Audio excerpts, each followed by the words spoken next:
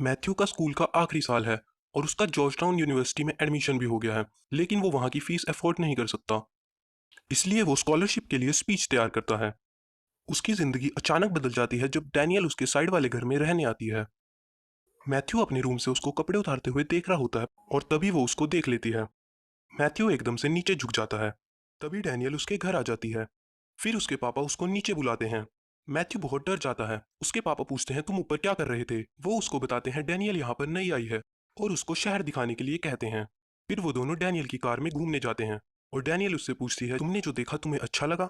Matthew उससे माफी मांगता है। फिर वो बीच सड़क पे मैथ्यू के कपड़े उतरवाती है। उसके बाद वो कैफे जाते हैं और बहुत सी बातें करते हैं। अगले दिन डैनियल मैथ्यू की क्लास के बाहर आती है और वो दोनों क्लास बंक करके घूमने जाते हैं। रात को डैनियल मैथ्यू को चोरी से एक स्विमिंग पूल पे लेके जाती है। वो दोनों किस करने ही वाले होते हैं तभी मैथ्यू देखता है वो घर उसके प्रिंसिपल का है। फिर वो दोनों वहां से भाग जाते हैं। इसके बाद वो दोनों मैथ्यू के फ्रेंड के घर जाते हैं। वहां से फिर वो चारों पार्टी में जाते हैं। उसके क्लास में डैनियल पर लाइन मारने की सोचते हैं और मैथ्यू को डैनियल से अलग करने की कोशिश करते हैं और उसको पार्टी से निकाल देते हैं। मैथ्यू हिम्मत करके डैनियल के पास जाता है और उसे किस करता है। मैथ्यू अगले दिन बहुत खुश होता है पर उसकी दुनिया अचानक से हिल जाती है जब उसका दोस्त इलाई उसे डैनियल की एक पॉर्न क्लिप दिखाता है। फिर इलाई कहता है कि डैनियल को रूम पे ले जा पर मैथ्यू कहता है कि मैं उससे कभी नहीं मिलने वाला। इलाई कहता है कि मेरे लिए ले जा। अब मैथ्यू उसको पहले की तरह नहीं देख रहा है। इलाई की सलाह पर मैथ्यू डैनियल को रूम पे ले जाता है। वो डैनियल के लिए दारू भी लाता है ताकि उसके अंदर का पॉर्न स्टार बाहर आ सके। वो समझ जाती है कि मैथ्यू को उसके पास्ट के बारे में पता चल गया है। वो गुस्से में वहां से चली जाती है और रिश्ता खत्म कर देती है। अगले दिन मैथ्यू डैनियल के घर माफी मांगने जाता है और कहता है मैं सिर्फ तुम्हारी परवाह करता हूँ और मैं चाहता हूँ कि सब पहले की तरह हो जाए। तभी वो वहाँ कैली को देखता है जो कि एक प्रोड्यूसर है। फिर डैनियल कहती है कि हम इसके बारे में बाद में बात करेंगे। फिर वो तीनों स्ट्रिप क्लब जाते हैं। फिर मैथ्यू पूछता है कि तुम दोनों एक दूसरे को कैसे जानते हो तो डैनियल बताती है कि वो दोनों साथ में काम करते थे। फिर कैली बताता है कि वो दोनों पहले साथ भी थे। अगले दिन मैथ्यू कैली को उसके स्कूल के बाहर देखता है। वो उसकी क्लास की लड़कियों के साथ बात कर रहा होता है। फिर कैली उन लड़कियों से मैथ्यू और उसके दोस्तों की तारीफ करता है। वो लड़कियां कैली को उनकी फोटो खींचने के लिए कहती हैं पर कैली उन्हें इग्नोर कर देता है। कैली कहता है इन लड़कियों की तो फुटबॉल वाले लड़कों के साथ वीडियो बननी चाहिए। फिर वो कैली के साथ बैंक जाता है और कैली को as a student advisor introduce करवाता है। वो देखता है कैली कितनी आसानी से किसी के भी साथ फ्लर्ट कर लेता है।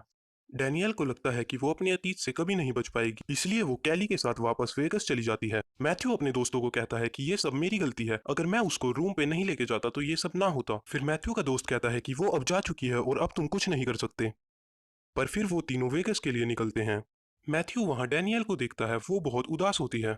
वो उससे माफी मांगता है पर वो वहां से चली जाती है। डैनियल फिर ह्यूगो से मिलती है। ह्यूगो डैनियल को उसके साथ काम करने के लिए कहता है। कैली मैथ्यू को देखता है और कहता है तुम यहाँ पे क्या कर रहे हो। मैथ्यू कैली को कहता है कि मुझे नहीं लगता कि डैनियल यहाँ पे रहना चाहती है। पर डैनियल मैथ्यू को कहती है कि तुम प्लीज घर जाओ। फिर कैली मैथ्यू को धमकाता है और कहता है कि तुम डैनियल का दिमाग मत भरो। अब रात के 2 बज चुके हैं और कल मैथ्यू का स्कॉलरशिप डिनर भी है। एक लड़की मैथ्यू के दोस्तों से पूछती है कि तुम क्या करते हो तो वो झूठ कह देते हैं कि हम दोनों डायरेक्टर हैं और उस लड़की को मूवी में लेने के लिए हाँ कर देते हैं। तभी एक आदमी बताता है कि ये दोनों डायरेक्टर नहीं हैं, ये दोनों तो स्कूल में पढ़ने वाले बच्चे हैं। फिर उस लड़की का बॉयफ्रेंड उन दोनों के पीछे पड़ जाता है। उसके बाद मैथ्यू डैनियल के पास जाता है और कहता है मुझे पता है कि तुम कौन हो और उसको उसकी बनाई हुई एक ड्राइंग देता है और चला जाता है। ये वही ड्राइंग होती है जो डैनियल ने कैफे में बनाई होती है।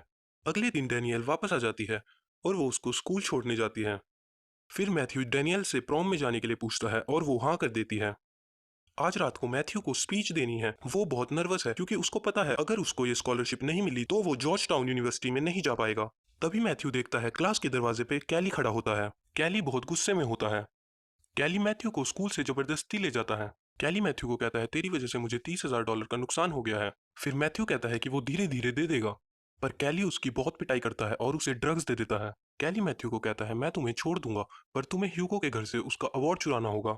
मैथ्यू ह्यूगो का अवार्ड चुराने जाता है पर दूसरी तरफ कैली पुलिस को कॉल कर देता है और अब मैथ्यू के पीछे पुलिस पड़ी है। फिर मैथ्यू कॉल करके अपने दोस्तों को बुलाता है पर मैथ्यू अभी नशे में है।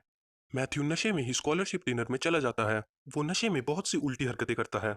वो अपनी क्लासमेट को किस भी कर देता है। वो नशे में भी बहुत अच्छी स्पीच बोलता है पर उसको फिर भी वो स्कॉलरशिप नहीं मिलती। अगले दिन मैथ्यू बैंक जाता है और उसको वहां पता चलता है कि कैली उसका स्टूडेंट एडवाइजर बन के आया था और उसके $25,000 ले गया है। वो पैसे मैथ्यू ने एक कैम्बोडियन स्टूडेंट को यूएसए में पढ़ाने के लिए इकट्ठा किए थे। डैनियल और मैथ्यू पैसे इकट्ठा करने के लिए एक प्लान बनाते हैं। डैनियल अपनी दो पॉर्न स्टार दोस्तों को बुलाती है। फिर मैथ्यू और डैनियल ह्यूगो के घर उससे माफी मांगने जाते हैं और स्कूल में एक वीडियो बनाने की प्लान करते हैं। अब आज प्रॉम नाइट है और ईलाई और क्लिट्स पॉर्न स्टार्स के साथ प्रॉम पे जाते हैं। मैथ्यू के क्लासमेट्स उन सबको देखकर हैरान हो जाते हैं। फिर उसके क्लासमेट्स मैथ्यू से बात करने आते हैं। वो मैथ्यू से पूछते हैं क्या वो पॉर्न स्टार्स हैं, और मैथ्यू कहता है हाँ। तो वो कहते हैं क्या हम उनसे मिल सकते हैं। फिर मैथ्यू उनसे पूछता है क्या तुम मूवी में आना चाहोगे, और वो तीनों हाँ कर देते हैं। पर मैथ्यू एक को मना कर देता है। फिर मैथ्यू डैनियल के साथ डांस करता है। उस क्लिप का जो मेन सीन होता है, उनका क्लासमेट वो सीन नहीं कर पाता और अब उनके पास ऐसा कोई नहीं है जो उस सीन को कर सकता है। तब मैथ्यू कहता है इस सीन को मैं करूंगा, और फिर वो चेंज करने चला जाता है। वो शूट करने ही वाले होते हैं तभी वहां पे एक टीचर आ जाता है और वो उन पे गुस्सा करना शुरू कर देता है। फिर हम देखते हैं ऐसा कुछ हुआ ही नहीं था, ये सब मैथ्यू सोच रहा था। फिर मैथ्यू ये करने के लिए मना कर देता है, पर तभी क्लिट्स ये करने के लिए मान जाता है। अब शूट पूरा हो चुका है, फिर वो सब घर चले जाते हैं। डैनियल और मैथ्यू पहली बार सेक्स करते हैं। अगली सुबह इलाई मैथ्यू को फोन करता है और बताता है कि प्रॉम नाइट वाली टेप चोरी हो गई है। इलाई बहुत घबरा जाता है। फिर मैथ्यू जब घर के अंदर जाके देखता है तो वहां पे उसके पेरेंट्स के साथ उसका प्रिंसिपल और कैली बैठा होता है। वो टेप कैली ने चुराई होती है। कैली ह्यूगो से अकेले में बात करता है। कैली उसको कहता है अब तुम क्या करोगे। फिर मैथ्यू कहता है मैं कुछ नहीं करूंगा, ह्यूगो करेगा। वो उसको बताता है कि ह्यूगो उसका 50-50 का पार्टनर है। कैली कहता है तो फिर तुम्हारा हाफ मेरा। फिर कैली कहता है मैं ये टेप तुम्हारे पेरेंट्स को दिखा दूंगा। तो फिर मैथ्यू कहता है दिखा दो। फिर जब वो टेप दिखाता है हमें पता चलता है कि वो सेक्स एजुकेशन है। ये देख के कैली हैरान हो जाता है और दूसरी तरफ मैथ्यू के पेरेंट्स और प्रिंसिपल खुश हो जाते हैं।